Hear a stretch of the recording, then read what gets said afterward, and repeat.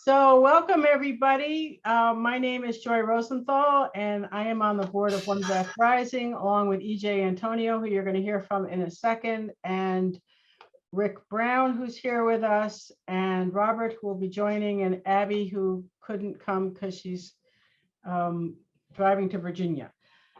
Today we are here. I suggest if you can, when the readers are reading, if you can mute yourselves, that would be great, unless you're reading, of course. And it's really good if you go into speaker view so you can see everybody. But it's also cool to see like the group. I'm in gallery view right now. So what we're celebrating today is the publication of our new anthology, at the Crossroads, the One Breath Rising Anthology of Poetry and Prose. This book is, I was saying to my brother yesterday, this was like having a baby. This took a really long time. Getting the submissions from the writers was the easy part. But Book Baby does not apparently know how to format poetry. So we learned the hard way. But basically the origin of this book is that when Daryl Allardyce, who was one of our founders and my spouse, passed away in 2020, we asked people in lieu of flowers to please donate to One Breath Rising. And we got in a lot of donations, over 100 people donated, which was overwhelming, amazing. And Rick Brown said, why don't we put together an anthology in his honor of, we'll include his work, but also include the work of the wonderful writers and poets that we've presented. So that's what this is. We put out a call to everybody that had read for us, and that's what this is. And it's really an amazing anthology. It will be available. It's available for pre-order now on Amazon and Barnes & Noble online. And it'll come out December 1st, just in time for Christmas. So you can give them to all your friends. We have a few, but it's probably better to order it actually online. And Bookshop will have it. I've been looking, they don't seem to have it yet, but they should have it. And with that, I will introduce EJ, and EJ will introduce the writers. And while EJ's talking, I'm going to give the list so that we can see the order that we're in. So if you're reading, make sure to note who's reading in front of you so that we can move smoothly from one writer to the other. So thank you again. We're thrilled that you're here, and have a great time. So hi, everybody. I echo everything Joy just said, but even though it took us a long time, I think it turned out well. So I hope that a lot of you will get extra copies for your friends and have your friends go and order it online, because it really is a wonderful anthology, and it really represents the high quality of work that One Breath Rising has presented over its first 5 years. So we're going to get started. I am going to be the first reader. And after me, it will be Susana Case. And is Robert Gibbons on yet? Yes, Robert, there he is. And we were also going to have the video. All right. We'll do that later. Excuse me. All right. So actually, we have a video. The person who inspired this book was Daryl Allardyce, as Joy just explained. And for some reason, we videoed his last reading for One Breath Rising before he passed. So we are going to play a 2-minute excerpt from that video of Daryl reading at the 440 Gallery in Brooklyn.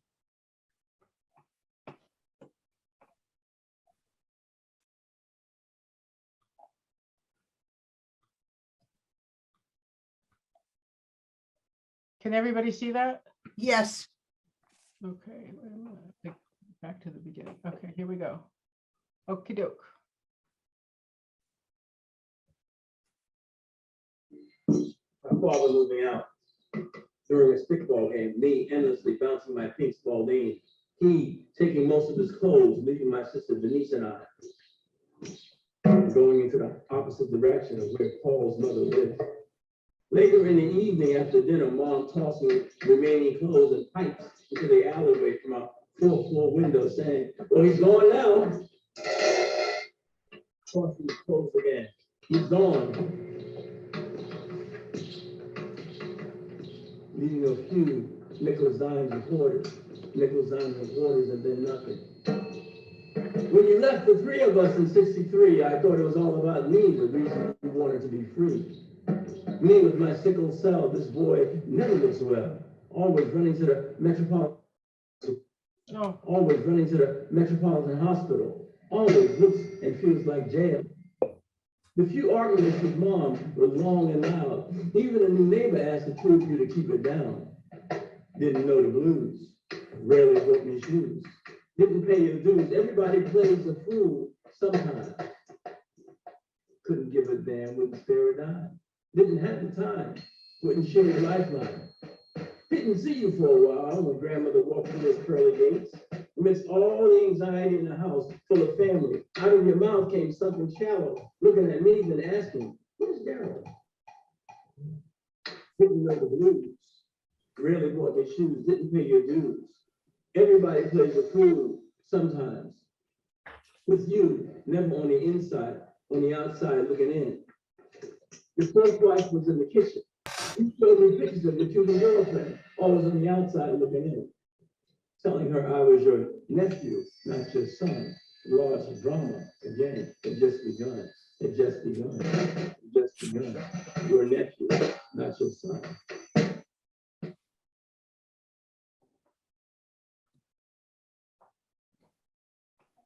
So we're very fortunate to have that video of him doing his last performance. And it was a wonderful afternoon. And I'm not quite sure why we decided to video it, because it was a live performance and we really didn't necessarily do that. But I'm glad that we did do it so that we have it. Okay. For those of you who knew Daryl, you knew he was a jazz fanatic and a great supporter of jazz music and jazz musicians. So the two poems I'm going to read from the book are both jazz related. The first one is called Late Summer Afternoon, Thinking of Miles Davis. When a Miles solo escapes the horn, each line of melody carries the silence needed to slow body and mind, to see summer's fireflies desert the sky, to feel humidity's thick wall break, to watch the leaves fall into fragments of psalm tones, calling mind and body to accept the erasure of seasons. Macondo music. I've cursed the wind when it cheated me, stole my elders from my sight, left worries dark matter on my skin. Its blemish reminded me of absence, reminded me forever lasts long enough to spawn new, because nothing lives without the dark to shape it. Man, don't you hear me in these trees? I've praised rain, hoped its wetness will shape the invisible, and it laughed at me from the horn's bell, carried me to the mud shed, drying into the stone-colored infinity of graves, holding hostage the flesh of discarded warriors. Woman, don't you see me rising from this mist?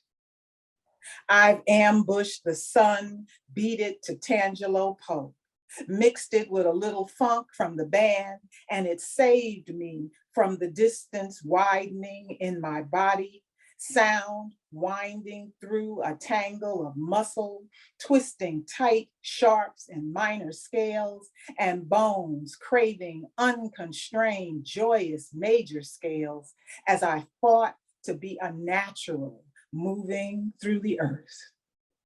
Child, don't you feel me shaking your ears open? Don't you feel me shaking your ears open to listen to the rainbow sing? And now we're going to have selections by Susana H. Case. Susana, all yours. Thank you, EJ, and thank you, and Joy, and anyone else involved in making this anthology, which is truly stunning. Thank you for all your work. I feel honored to be in it. I'm going to read, first poem I'm going to read is Night Song. I used to think a frayed rug was a good rug, stories to tell, but I'm not so sure anymore. The stains of history keep me up at night, redder, bloodier than the stripes of the wool. 3:23 a.m. in my living room where I never draw the shades. I pace barefoot under moonbeams back and forth, so worn down, so unable to sleep. It feels as if I'm falling off the earth. I don't want to feel too much. I don't want disaster as a lover. On this, a serious night, the hysterical little dog across the way is shrieking again. When it finally stops its strung out lament, the moon is too high for me to take my turn howling. Someone somewhere singing. There must be someone somewhere singing.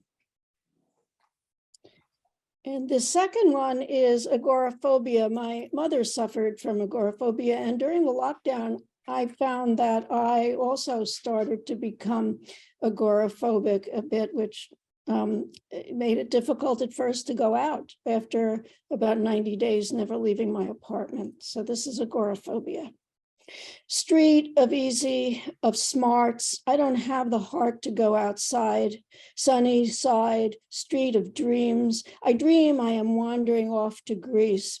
How can I get to the airport with agoraphobia? Street of walkers, people walking dogs. Street of I miss my dog, of dog poop smears. Street of greener on the other side, though it's the same, except for the poisoned rat on the pavement who made the mistake of coming up from the river. They always come up from the river.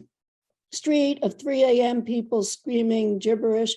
They lug shopping carts. They sing old rock and roll. Street of man who looks gone, but who is snoring loudly on the warm subway grate. Street of alternate side parking. Street of honk and car alarm where it's easy to spy on neighbors, no one closing their blinds. During the day, men on working boats fix their binoculars. I monitor my neighbors across the street. I think the man on the 6th floor is troubled. He never touches his partner. He works 24 hours at his computer, never takes breaks, shoves popcorn into his mouth. I snarl at political window displays of the right-wing pro-Trumpers with disheveled rooms, oversized kids, streets strewn with post-war buildings, gold ribbons from tonight's protest march, streets strewn with splots of chewing gum, street of dead end. Every year, the ambulances carry out more ruined tenants. Street of Con Ed ripping it all up at night. Jackhammer Street. No one sleeps. I can't sleep. Reach for my meds. Vow to go outside. Wonder if I will. Thank you.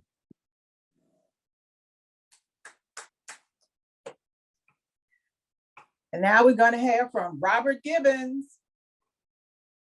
Hi, everybody. I'm just so honored to be here. Thank you so much to One Breath Rising and to what you mean to me. And thank you so much, EJ, for editing the hell out of that poem. I'll read 2 poems. I'll read one from my journal and I'll read one from the anthology. The first one is entitled Antioch, Tennessee. It was this time last year I went to Antioch, Tennessee. I'd never been there this time of year, but all I can remember is the cold and the slick, the bare earth as if the snow had melted, but another storm, a philosophical storm that we would not quite understand. And suddenly death never brings full meaning 1 year later. And how could she leave us in the middle of the year? I thought I had something to be grateful for this year. Taking my sister, her children left with a rift in the family. It should be as certain as the end of the month, our last time together. We drove down this long road full of sound from the expressway, full of secrets kept this way. She suffered, but we did not know she suffered. Rather, she cried in silence as we exchanged childhood stories, as we opened our play blocks. We had never been so vulnerable when she said to me, "I'm so proud of you." I hear her voice on the phone as distant as her hospital room. I've always been the big brother, the other protector besides her husband. There was nothing I could do but grow in my grief, but make peace with myself. And this is final. But suddenly, the picture comes back. All the years of growing, all the years of mama and grandmama, all the years of aunt and uncles, all these years we played school because this was our imagination. We were children then and we were innocent. And then with age comes grief, with faith comes peace. I had no idea this would be the last Thanksgiving, my last Hanukkah, my last Kwanzaa, my physical celebration, my last and only wish. If I would have known the unknown, if I can grow in my soul, if I did miss her so much, it would not mark a day of the death for me. It would not seem to turn the burnt orange or the smell of pumpkin. The sundry things we place around is meaningless. Objects can never fulfill. There are spotted gourds and blotches, but retaining their color, the fall of snow of trees, and the reason to sustain me is to be free. And I'm not there yet. Better forget, but I can. I'm not photographic, but the memory is autographic, so we could play again, we could sing again, we could blame again, but it would not be spiritual.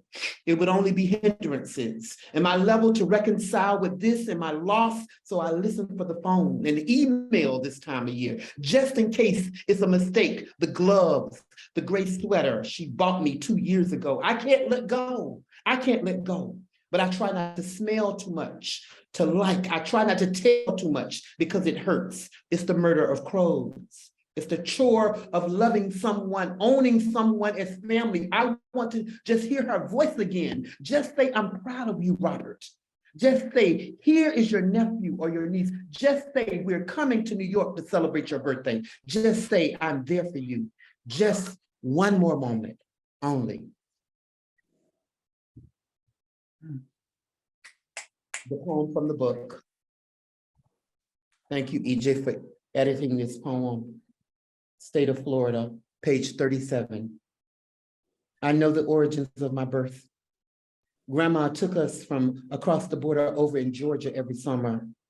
And now the reminders comes back, the slick, cold road from tropical to deciduous, from the freedom of the religious. Florida, sometimes I do not know how to claim you as matriarch as I run from my childhood down your spine. The line that separates black and white on Main Street, you will not compete with revolution. The evolution of all things free. Your panhandles are perpendicular. Your division becomes stationary. And when the boycott comes, sun will not be so hot, will rot like a carcass in Zachary Taylor Park. The bodies of alligators and crocodiles, the mouths will take it back. The lack that you want to remain atop, but it will not work, Florida, because high water is coming. Tanning of the state of consciousness, the blessed bounty will become a mess, and we will call you a Confederate, Florida. But better yet, a litmus test. And must Jesus bear the cross alone? There are 3 sandblasted crosses in orange. The tone will be destruction. The rain will fall for 2 weeks straight. The cemeteries will become belated. Florida, I have lost the pride. The ride down the Tamiami, the tales of Zora, the burning of Rosedale, the inhumanity of Trayvon Martin, the slaughtering of Jordan Davis. Florida, I am your native son. Cries for you, your blue heron and flaming night, the bite of your sawgrass, the last remnants of your blemishes to imitate the witness. Florida, your chances are finished. You're minimal and limited, so take what is not yours, to borrow and frown upon, to live behind your manicured lawn. To think that it will always be this way is a sad legacy to have to say, Florida. To live in segregation, to be a part of this hateful nation. Florida, I am your native son, and I cry for you. the yellow of the Art Deco, to sink down to the ocean below, to crawl in the morning, to row at night, to forget that there is still the plight, Florida. Thank you so much. Wonderful, wonderful. Is Janet Restino on?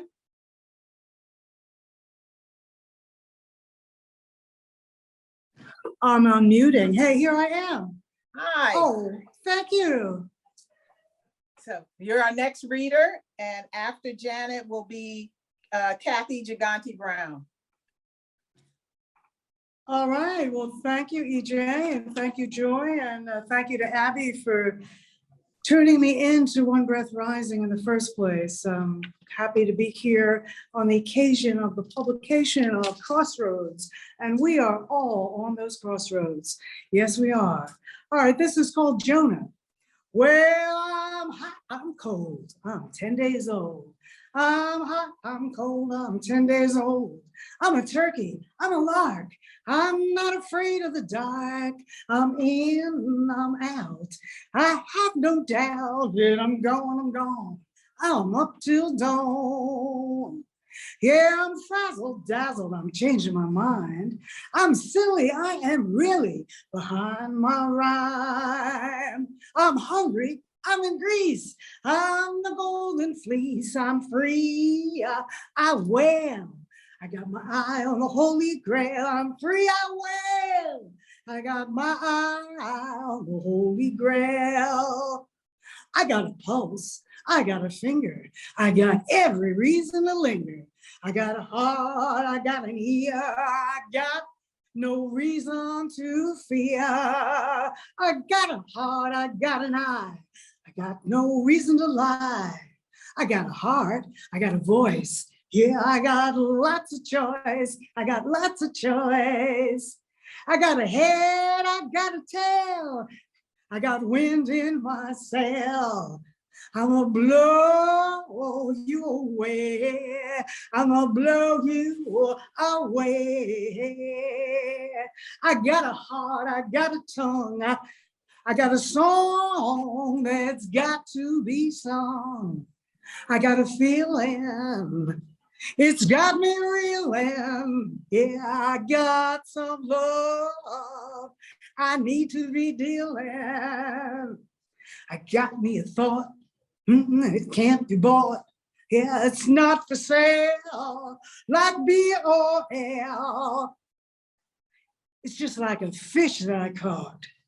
Well, I'll just catch and release, and my troubles will cease. I will catch and release, and my troubles will cease. I got a head, I got a mouth. Oh, I think it's time to head south. I'm gonna check out some scuba gear. I'm gonna float to a world that's clear. I'm gonna use, not abuse, a paradise lost. Atlantis, I miss. A good kiss, I miss. Miscast in the past, mistaken by some faking. I'm a shaking some atoms in my eaves. I'm a shaking some atoms in my eaves. I got soul. It's green-eyed, not blue. I'm on a roll, yeah, flying from a flagpole. I used to be broken, but now I'm whole. I used to be broken, but now I'm whole. Yeah, now I'm whole. Yeah, now I'm whole. I got a head, I got a mouth. I think it's time to head south. I'm gonna check out some scuba gear. Spoke to a world that's clear. Going through a world that's clear. I got soul, green-eyed, not blue. I'm on a roll, I'm flying from a flagpole. Used to be broken, now I'm whole. I used to be broken, but now I'm whole. Now I'm whole, now I'm whole, now I'm whole. This is running, dancing, running, here, reed in Moses River. Running, he a deer in Sherwood Forest, running, dancing. He a windful twirling leaf, he's autumning in New York. Running, and dancing and running and dancing. He a breeze with his butt in roundy shape, running and dancing. He's running and dancing. He is spirit, Mercury, ankle wings, running and dancing. He's a blues, proud and boastful and free, running and dancing and running and dancing. He in the ring, yeah, where heart be free, where heart be free, where heart be free, where heart be free, heart be free, heart be free, heart be free. Thank you, thank you. Wonderful. Thank Kathy, Thank you. I'm very happy to be here and to have my work in what I refer to as Daryl's Anthology. What a wonderful way to honor his memory. I'm going to give a little background. I first met Daryl on the poetry circuit. I was always in awe of his simple, powerful work and of the stories it told, of his candor about his health, his past.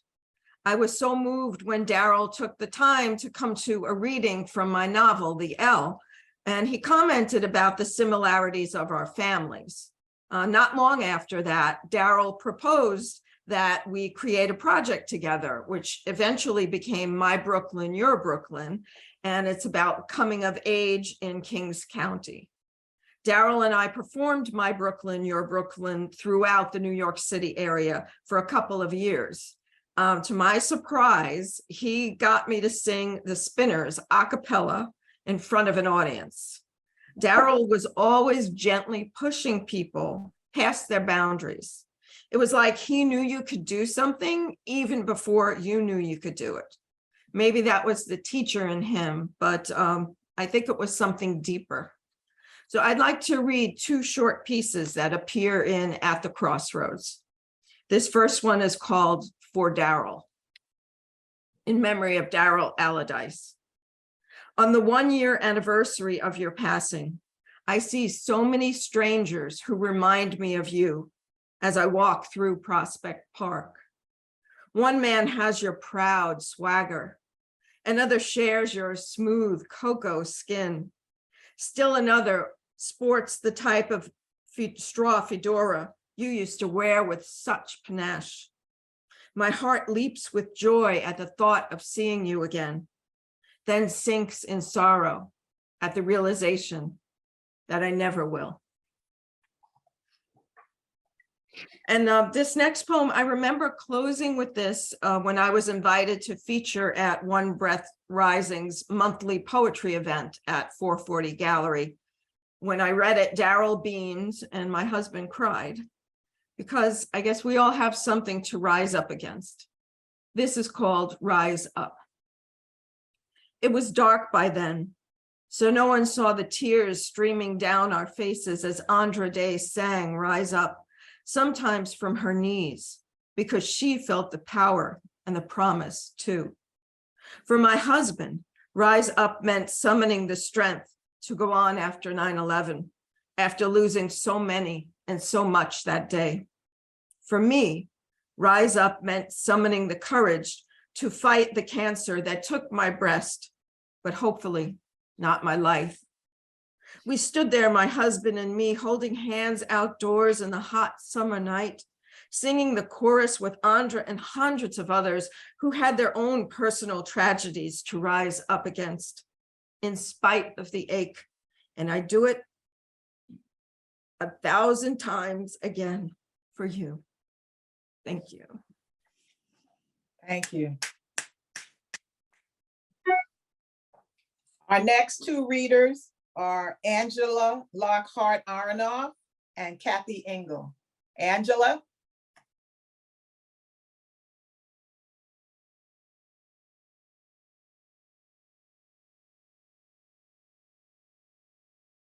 Angela, you on mute?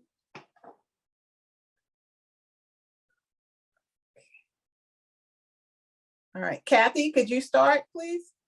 Sorry. Oh, there you are. Hi, Angela. Yeah. I just got nervous and hit the wrong button. chattering away. Okay, let me see here.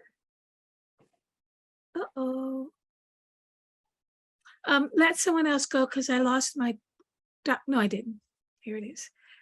Just thank you, Joy, and thank you, EJ. I'm so proud to be reading for At the Crossroads with One Breath Rising in memory of Daryl. First poem in the book that I am reading is called The Darkest. Forever humming some good time tunes, my hard-headed daughter left for the city, wearing the new Chanel business suit I bought, matching purse and shoes. She is forever leaving, leaning and looking back into these mama weary eyes. She is forever moving forward towards the old and difficult north. My girl is a dangerous blues singing, a woman child, life fire of mine, taking note at the crossroads near the trees with the blue bottle limbs, catching the spirits. She covers her tracks, wind at her back, ever moving, never lost, navigating the dusty roads through the rice, cotton, and indigo fields, and the black, smithing iron of our ancestors, imported, ancient civilization masters. I remember my father's mama, Grandmama Julia, chanting a dark mantra with a lamp on a path also lit by the light of the weeping willow trees. Julia said, "Trim your wick good now, girl, so the flame shines clean and bright on your way to the city, knowing that the sacred ground beneath the lantern be the darkest."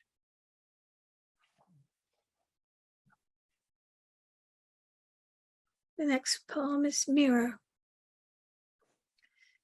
She did not remember her supplements this morning. She did not think the poems of Phyllis would linger the way the sonnet of June did, done, do. She did not recognize her own humming, that memory sound of mixed blue rhythms, Mississippi and Geechee, DNA, tongue, sound, suspended in air, while she thinks the musing in her humming means something. To remember means something over the sink as the mirror-veiled stream conjures up snatches of her memories, reflected back at her as she braids and ties small sections of her stardust-colored hair, all done up into a platinum crown to honor her long family line of memories. Mojo women, midwife legends, freedom, fighting church mothers, tending to their quiet, early rising, seafar girl, always drawing four-dimension boxes the way Sister Anthony Phyllis drew up patterns. The seafar girl, now an elder, who writes into her calling, mindful of her time, gathering all her adopted daughters, reflected in her crown of stardust. Thank you. Wonderful, wonderful. Kathy? That was so beautiful. Thank you. Thank you, EJ and Joy and Abby and all at One Breath Rising. I'm really honored to be included and to be included in the honoring of Daryl, who I never met in person, but I've been meeting, and it's really a gift to be part of this community. I want to also thank Elma's Heart Circle because I wouldn't be writing many poems without this beautiful writing community. The first poem is called And Earth Said. It's kind of a double tanka, and it was from Earth Day 2021. The last line of the first tanka includes a crossed out line. So I'm just going to indicate it because I don't know how else we do that. And Earth said, our heart is broken. She, they said, but we will carry on. Whether you will is unclear. Water knows, air does. Be Volta like with us.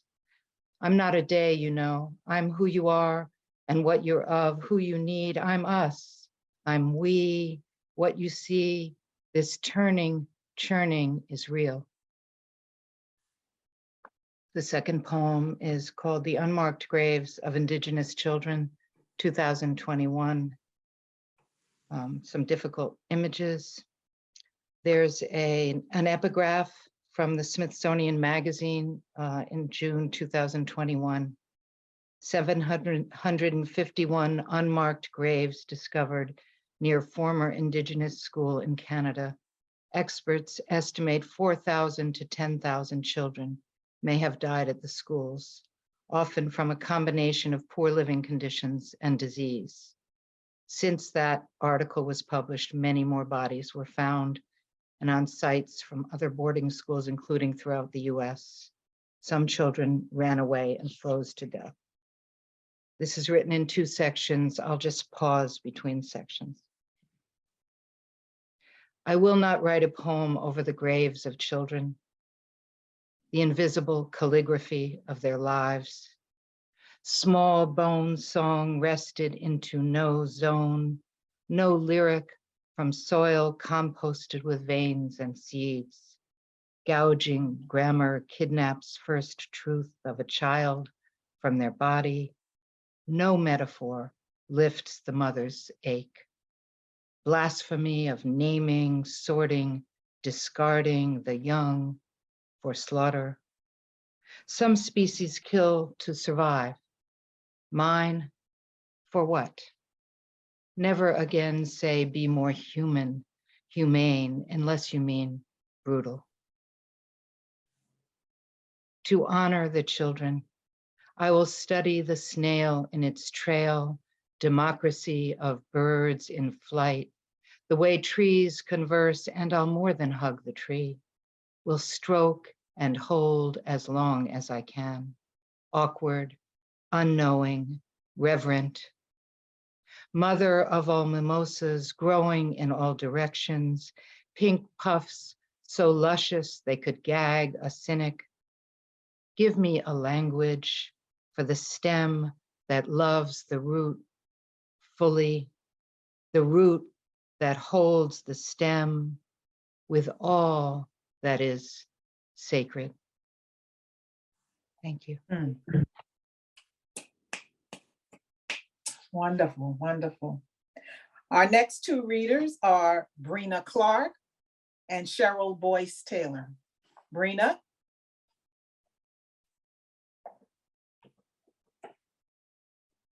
Oh, well, thank you very much for welcoming me and including me in this anthology. I feel very honored to be here. And thanks, EJ, and thanks, Joy. I have a story in the collection. It's called Back Along the Octoraro. We heard the proclamation, Master hush it as he will. The bird, he sing it to us, hopping on the cotton hill. Sojourners battle him. He received news there were a few people remaining at the plantation on Kenworthy Island. They were said to be too frail to leave and starving. Birds had already brought word, and that was how she knew her papa was still alive, though near his end. She was skilled in understanding the conversation of birds. She was accustomed to mimicking their talk. She knew their cheer, their come hither calls, their fear, their cavilling, their dirges, their territorial songs. They recognized her gifts and spoke in her presence. They debated, they gossiped, they testified to facts and events. During her pregnancy, she sat on the porch and listened to birds and made complimentary chips and warbles. At Kenworthy, pregnant women did bird calls to incubate their babies with the soothing cuckoos and trills and give them a secret language that the overseer and the master did not know. The island's babies hardly cried. "Aren't you scared your boy will be born in an egg?" he'd asked her. She sat with her hands at rest on her big stomach, chirping excitedly like a swallow, or making a rising screech like a grackle. "He is 'bout a bird, I guess," she'd answered. The majestic one, the eagle, might have told her about the peril for her papa, but he was aggrieved. He'd narrowly missed her husband's shot. He had seen his mate fall and watched the pitiful turkeys unable to escape the man's gun, though the eagle himself had scooped up what was left of their guts. All 1,000 acres at Kenworthy Island was planted in a variety of wheat that thrived immensely in soil dressed with guano left by the island's avian visitors. This soil produced wheat for the finest milled flour in the region, Angel's Breath cake flour. The large and varied stock of birds on the island were a god-awful hazard and nuisance in the fields at planting time. They ate seeds. A furious effort at ousting them from trees nearby recently planted fields in season was how the island's tradition of bird talk developed. People used special chants to cajole the birds into sparing the seeds. When the noise of every enslaved man, woman, and child had joined in singing, screeching, and warbling, the birds took flight and moved off. This exhausting and cacophonous harangue of the birds kept up until the fields were planted and seeds had been stomped into the ground. The persistence of warblers in their woodlands first raised the alarm, called her back to Kenworthy. The crows were loud and irksome. They were adamant that all was not well in the lowlands. Starvation. They had seen it before, had lived through it. The furious squabbling of nuthatches convinced her finally. She and her husband waited, though, until needles of cleansing rain penetrated the topsoil and flushed worms from the earth, and the big-bellied, self-important robins came back a-caroling. The males sang sweet trills at dawn, frisking and fighting to stake a claim to their nesting trees. Reliable harbingers, the robins gave out bulletins about events, information gleaned from broadside, discarded newspapers, letters, and telegrams. The robins enjoyed a banter in the early morning. "Cheer up, cheerily, cheer up, cheerily," they whistled. The upshot was that there was no more fighting by the armies, but there were many bodies rotting in the fields. Cabals of vultures, hissing, grunting, and disgorging their stomachs for their young, feasted on the bounty of the abandoned battlefields. "There is some freedom for the bond people. They are free to starve," a yellow goldfinch put it, tweeting brightly, but in deadly earnest. The chickadees were the most convincing. They chip-chattered all winter long, the baby's first winter. She and her mother often sat on their porch, wrapped in blankets, listening to the flocks of chickadees. Pairs of blue-winged teals hovered in the trees and prepared to leave for their southern junket as she and her husband reached the shores of Kenworthy Island. The flute-like melodies of Baltimore's Oriole, her first accomplishment as a mimic, welcomed her.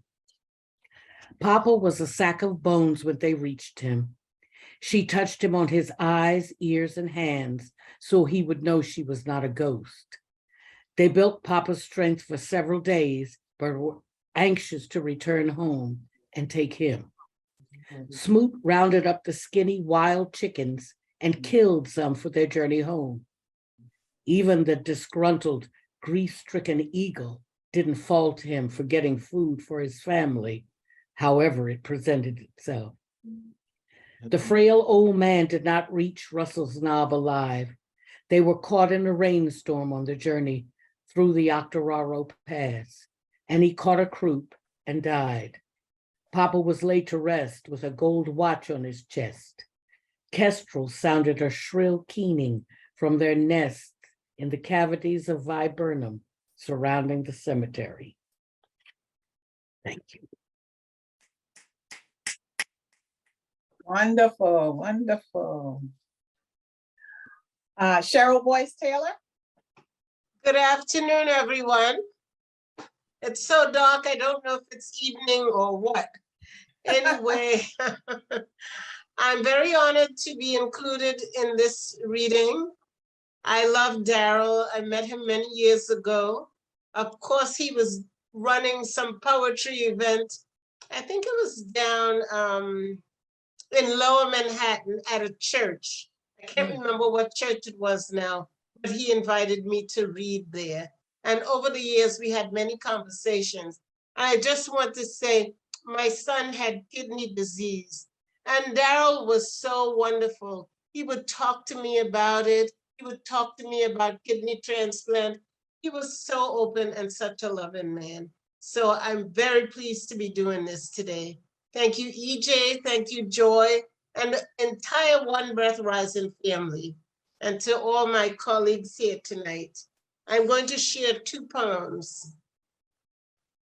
The first one is from the book. It's called Don't Look Back. You put down the pen, pick up its spine, close the poem over and over again, like you don't trust your first ending. When your child's voice goes missing, find some kind of repetition. Fresh cut iris, purple or blue pansies, a midnight walk on the beach. This is often scary.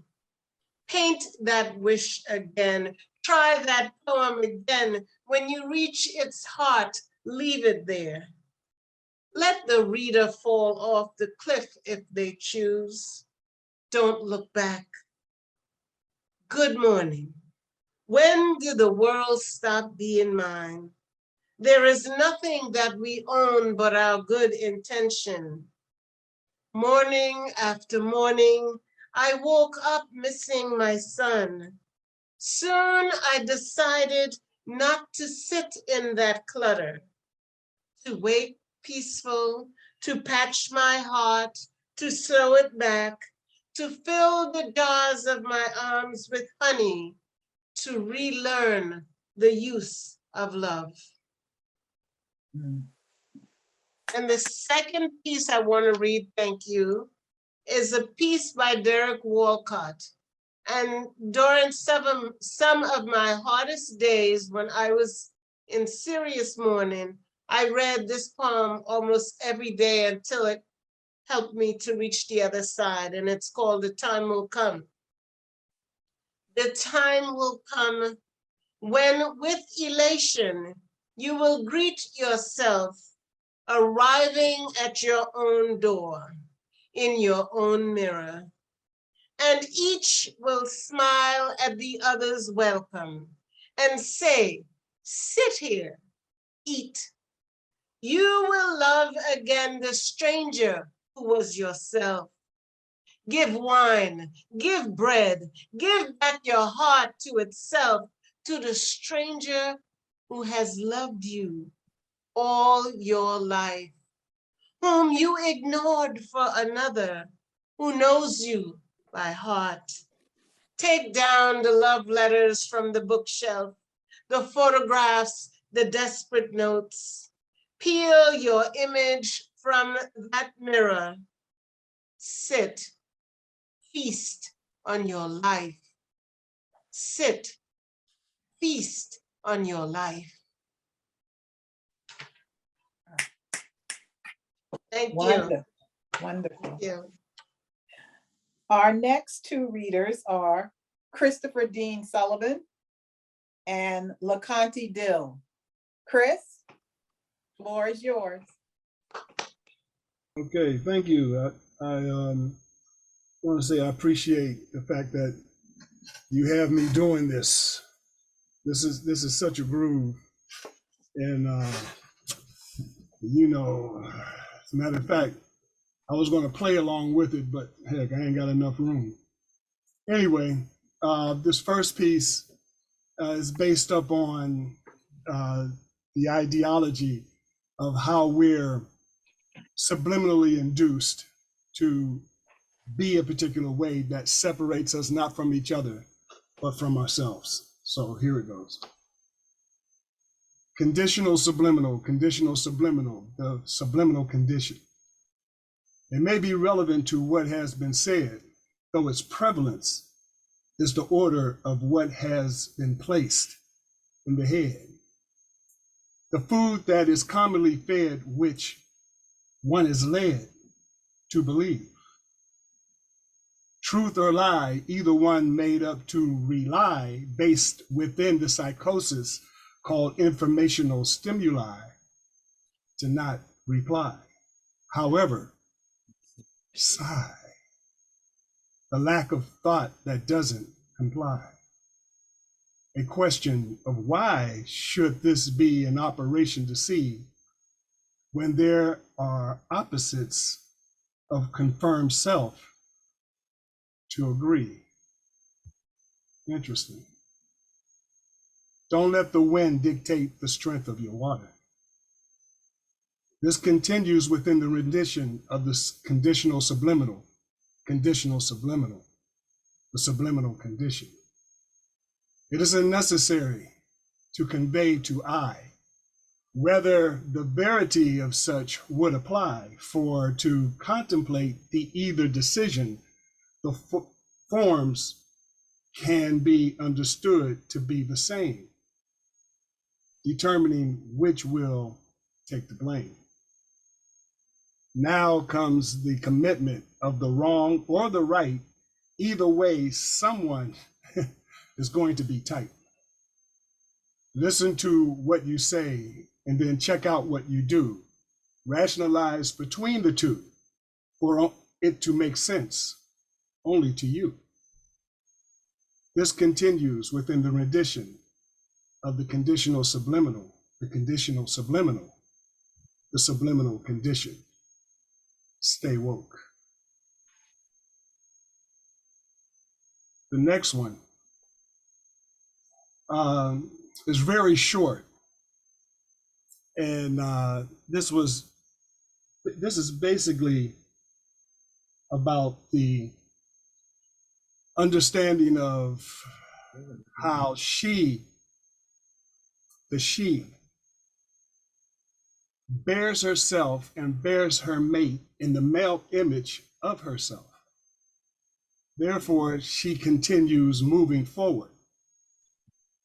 Here I go. The angelic prowess of the existence within the ancestral spirit as being of you shall always carry the image of oneness and appears before and thereafter. The presence of such moments graced by the actual vibrational touch and movement made during every breath that brings forth the ecstasy that only love's overflowing canal shall continue to run free as the waterfall forever. Thank you. Great. LeConte? Hello, I want to thank EJ first for her invitation to be part of the One Breath Rising reading series, and for EJ and Joy for holding the series with such care and such tenderness. My feature last December was an amazing way, I think, to close out a tough 2021. And although the reading was virtual, I felt like I had invited folks into my living room, and I felt like it was a reunion from different folks from different parts of my life. So thank you for that series. Thank you for this anthology. I feel honored to be on the page with so many of you. Thank you for Daryl and his legacy, and Joy and EJ for holding this anthology with so much care. My first piece is page 49 in the book, called Building Towards a Marathon, after Margaret Butte, who is Nipsey Hussle's dear grandmother. I'm a granny. I'm a mommy. I would have been a mommy of 13 babies. I'm a mommy of 2 babies, born 12 years apart. I come from a long line of grannies who would have been mommies of more. I'm a senior. I'm a citizen. I mean to say I'm a senior citizen. And we didn't really talk about the lost ones in my day. Had me missing work, missing a period, missing a child not there. I kept trying, had your mama, and she had your brother, and you, and your sister. I'm a granny who's still missing babies. When my baby's baby goes missing, goes to glory, makes his final lap, his final victory lap, the neighborhood missing you, Nip. I mean to say, Ermias, and I know something about missing. Kathy evoked Elma's Heart Circle, our writing collective named after Cheryl Boyce-Taylor's dear mother, a way that we tend to our words religiously and regularly, so many of you on this Zoom, in a way that we tend to our sisterhood and our sistering. So that was actually written in 2019 as part of our National Poetry Month, Elma's Heart Circle 2019. And the next one I'm going to read is not in the book, but also written with and for Elma's Heart Circle this past April 2022. This is called Intervention, and it's for East Flatbush, and it starts with an epigraph. When you walk through the fire, you will not be burned. The flames will not set you ablaze. Isaiah 43:2. On some Thursdays, we see Shantae. They call her troubled, quote unquote, at risk, rough around the edges, around the way girl, color her complicated. Don't they see? Life done dealt her blows, flames licking at her cheeks, rosy, threatening to scorch. I heard her say she fights in the hallway because she wishes she could fight off her stepdaddy and his boys, wishes she could fight her ex back, wishes she could wish away all the wounds. So she fights whoever's in her reach, whoever stares too long, daring to rip the bandages off, daring to resemble a flame. I hear her say this on some Thursdays. We assemble a motley crew of around the way girls. We come for the free food, but stay for the talking. Sometimes we write poems. Sometimes we write songs. Sometimes we get mentors. Sometimes we get fact sheets. Most times we get to laugh and talk and chill and push the flames away further. Thank you. Thank you, LeConte. Thank you. Our next two readers are Jeff Cyphers Wright and Gabriella Belfiglio. Jeff? Hi, thanks so much. Hi, how are you? What a beautiful book. Thank you so much. It was really a pleasure to know Daryl and to be invited over to read and to be here this afternoon with this wonderful tribute. Someone mentioned what a great idea for a memorial to someone as a monument to put out an anthology of people he worked with and knew and inspired. And so here we are.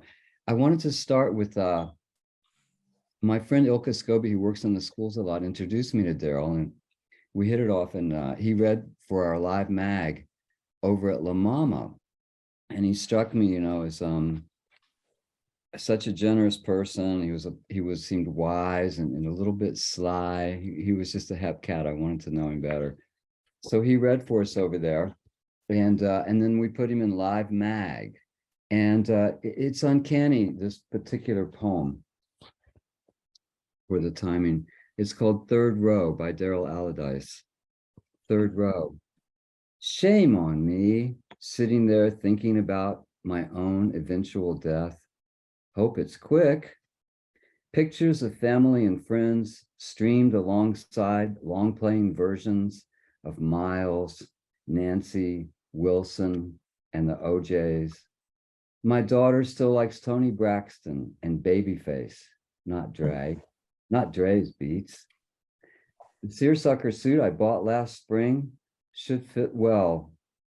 Blue tulip in the lapel, canary yellow tie with a tie clip not too tight, opal window pane cufflinks.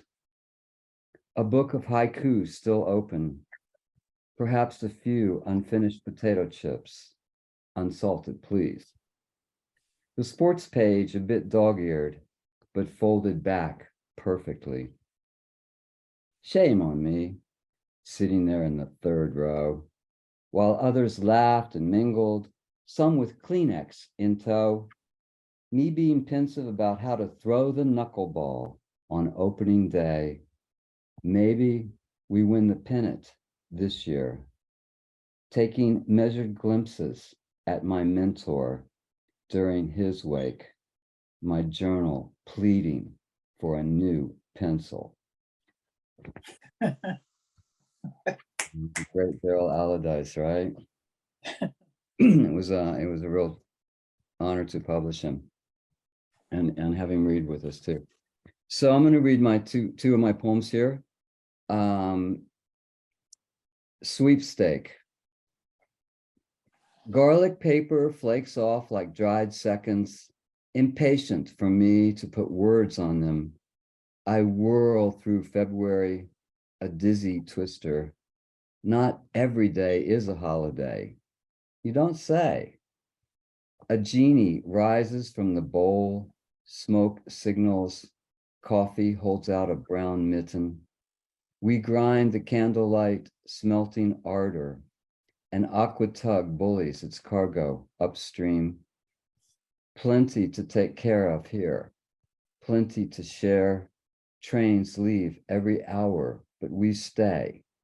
Glinting wires hint at the unseen guides that keep our act gliding on air. The river slips from steel into teal satin. Dusk's push broom comes, sweeping us on. And then the other one is called Gambling with the Past. Your nightgown's rosette has faded, the whiff of courage and oats faint. How fond I've grown of all our ties. A load of free tears waits at the end of your reign. Even now, I catch the sky stealing a blue crayon. You're cute, saying cauliflower. We see the factory at the museum. We watch a preview of Oblivion, search engine. We were all we did to get better at this. We were head ushers at the hip parade. Your fortune cookie says, eat me. A red carpet follows us like a tongue. Thank you so much. It's a great honor to be with such wonderful people today. Gomo there, Susana, my friend. Gabriella? Thank you so much, EJ, for fitting me in. I really appreciate it. It's such an honor to be with all of you. And I did know Daryl, and he has always made such a great impression. His generous spirit, he was so encouraging and loving. I'm going to bring us back to Miles Davis. Miles Davis was a boxer. The first note he hits, don't bet on the other guy. Don't bet at all. The fat lady don't need to sing. The fight already over. Each blow he delivers. Block all you want, he moves in. Miles aims for the gut, names your bluff, knocks you down. His harmonies make you see stars. His melodies ride you, glide you, turn you around before you know what direction you're going. Daddy of cool doesn't play by the rules. Watch your back. His is a sneak attack. He weakens you in the knees till you find your swoon come on. Before you know it, you're down for the count. He can punch you black and blue, revive you with a brighter hue. In the ring, he jabs out an ever-changing rhythm, all his own. Miles stabs you left, hooks you right. And then I'm going to read a second poem in the book. This is a poem after losing my child, and I also remember Daryl and his language of grief. He was able to relate, and so it's also dedicated to him. This is called Scattering. Here bone and here skin. No teeth in these ashes. You didn't have time to grow that sharp bite for this world. Here lips and here the heels of your tiny feet that never touched the earth. I peek under the baby blanket they wrapped you in, saw you raw and naked, but I can barely remember how I dreamed of knowing your body, every crease, every mark, with still closer consideration than a lover gives. Here elbow and here knee, here the snake of your intestines that never digested, even the mother's milk my body leaked those first miserable weeks, my breast swollen with need of your suck. Here skull and eye sockets, here iris and cornea, here narrow 10 perfect fingers and 10 nails that never scratched. In one of the few photographs of you, I am holding your hand and it looks like you're squeezing back. Here spleen, here liver and kidney, here navel, here lungs, here heart, both yours and mine. Thank you very much. Thank you. Our last reader, although I might ask someone who's on to read one of their poems for us. Our last reader is Joy Rosenthal. Joy. Hi, I'm here. My poem's on page 143 of the book. And I'll just read. Ankle ulcers.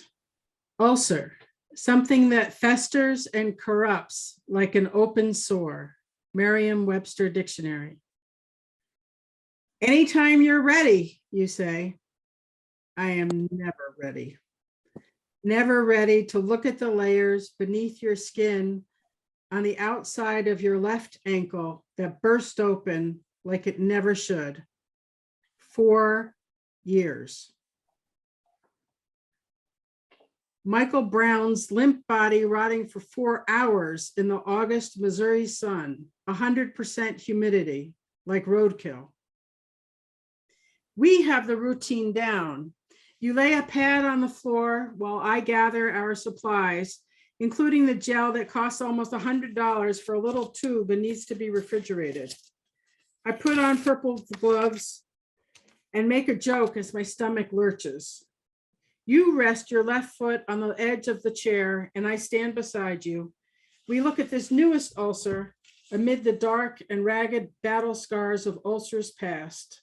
Red, pink, jelly, white pus. It has expanded out day by day, hour by hour, month by month. We notice. Dr. Levitt measures in millimeters. We measure in coin sizes. A dime, now a nickel, now a quarter, a $50, until there are no coins large enough. I begin. I pat down the area with sterile water. Your brown skin flakes off onto the white gauze as I wipe it ever so gently. I dip a Q-tip in tea tree oil to coat the most outer edges, like a ring of fire, hoping to contain the damage. Sandra Bland was arrested for speaking up and smoking a cigarette and hung in her jail cell.